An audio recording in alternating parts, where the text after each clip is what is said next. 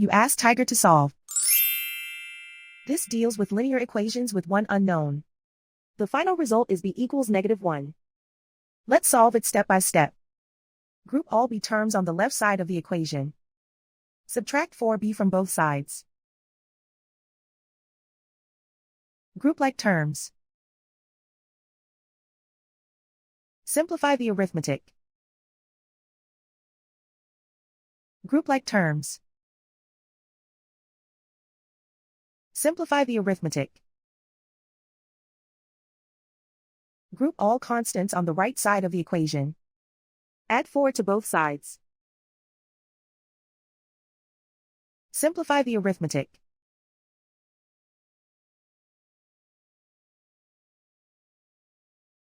Convert the b into a positive number.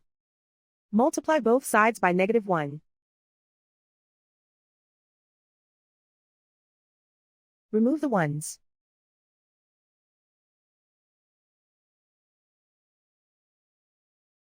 And so the final result is b equals -1.